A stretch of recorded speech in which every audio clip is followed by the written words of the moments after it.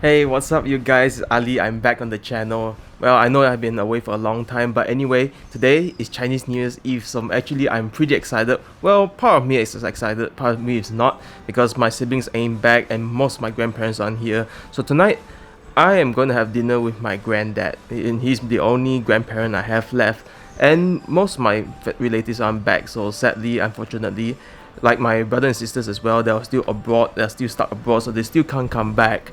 So right now, before we're going over, I just show you, I'm just wearing simple, nothing too Chinese New Year about this, but anyway, simple t-shirt and jeans and Mickey Mouse.